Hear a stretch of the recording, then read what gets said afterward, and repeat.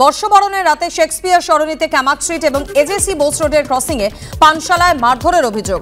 আসনে বসা নিয়ে আপত্তি, পরে বচসা থেকে হাতাহাতি। মারধরে আহত হয়েছেন দুজন, গ্রেফতার 4 জন। বর্ষবরণের রাতে কলকাতায় মোট গ্রেফতার 457 জন। বিনা হেলমেটে বাইক চালানো, মত্ত অবস্থায় গাড়ি চালানোর অভিযোগে 1570টি মামলা দায়ের করেছে পুলিশ। বর্ষবরণের রাতে পানশালার বাইরে তাণ্ডব, আহত হলো 2 জন। ইতিমধ্যে লিখিত অভিযোগের ভিত্তিতে 4 জনকে গ্রেপ্তার করলো শেক্সপিয়ার সরণি থানা। ইতিমধ্যে আমরা যেখানে দাঁড়িয়ে রয়েছি ক্যামাক স্ট্রিট এবং এজেসি বোস রোডের ঠিক ক্রসিংয়ে, এখানে একটি পানশালা, ঠিক বিল্ডিংয়ের 10 তলায় রয়েছে সেই পানশালা। সেখানে একটা ঝামেলা সূত্রপাত হয় এবং তারপরে বাইরে সেই ঝামেলা বাড়তে থাকে এবং এখানকার যারা বাউন্সার ছিলেন তাদের সঙ্গে কিন্তু এক প্রকার হাতাহাতি থেকে আরম্ভ করে মারপিট শুরু হয়। এবং অভিযোগ যেটা, যে বাউন্সাররা মেরে মাথা ফাটিয়ে দিয়েছে একজনের এবং একজনের মুখ ফাটিয়ে দিয়েছে। 2 জন গুরুতর আহত হয়েছেন এবং তাদেরকে হাসপাতালে নিয়ে যেতে হয়েছে। এবং এই ঘটনার পরিপ্রেক্ষিতে লিখিত অভিযোগ হয়। লিখিত অভিযোগের পর 4 জনকে ইতিমধ্যে গ্রেপ্তার করেছে শেক্সপিয়ার সরণি থানার পুলিশ। ক্যামেরায় দিব্যেন্দু সিং এর সাথে আবির দত্ত, এবিপি আনন্দ, কলকাতা। চলে আসছে পরের খবরে। তৃণমূলে দুর্নীতি হয়েছে মানলেন মন্ত্রী ফিরহাদ হাকিম। কিছু মানুষ নিশ্চিতভাবে দুর্নীতি করেছে, অন্যায় করেছে, তার মানে সবাই দোষী নয়। চাকরি দিয়ে টাকা নেওয়া আর মায়ের মাংস কেটে খাওয়া সমান, এটা পাপ। দুর্নীতি করা অন্যায়। তৃণমূলের প্রতিষ্ঠা দিবসে মন্তব্য মন্ত্রী ফিরহাদ হাকিমের। আমরা তৃণমূল কংগ্রেস একটা সংসার। কিছু মানুষ নিশ্চিতভাবে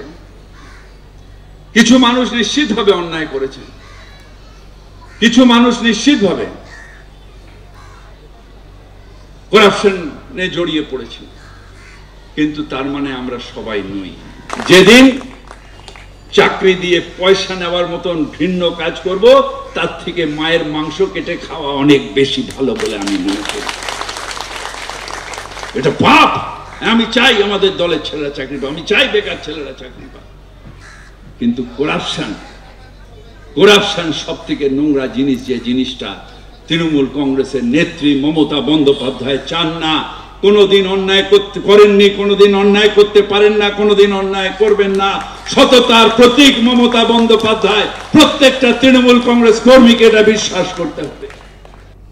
পার্থ চট্টোপাধ্যায়ের বিরুদ্ধে বলেছিলাম বলে খোঁচা দিয়েছিলেন। কিছু মানুষ যা করছেন তা ভুল, করার সময় আটকাননি কেন? যখন আওয়াজ তোলার চেষ্টা করেছিলাম তখন বলা হয়েছিল কুণাল মন্ত্রিসভার কেউ নন। দুর্নীতি ইস্যুতে ফিরহাদ হাকিমকে পাল্টা আক্রমণ কুণাল ঘোষের। আমার দুঃখ বা আক্ষেপ একটাই, অনেক আগে যখন আমি একটা কথা বলেছিলাম কারুর সম্পর্কে, তার পরের দিন ববিদাই বলেছিলেন ওটা কারুর একার নয়, ওটা গোটা মন্ত্রিসভার কালেকটিভ ডিসিশন। তো সেদিনকে আমাকে কটাক্ষ করতে, আমাকে খোঁচা দিতে কেউ বাদ দেননি, কারণ আমি পার্থ চ্যাটার্জির বিরুদ্ধে বলেছিলাম।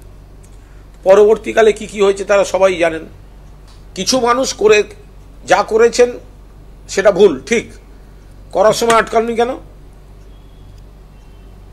করার সময় আটকাননি কেন? আজকে তো আমরা নিশ্চয়ই ক্ষমা চাইছি, ঠিক। তখন বাধা দেননি কেন? তখনও যখন আমি একটা আওয়াজ তোলার চেষ্টা করেছিলাম তখনও আমাকে বলা হয়েছে যে কুণাল মন্ত্রিসভার কেউ না, এটা মন্ত্রিসভার কালেকটিভ ডিসিশন।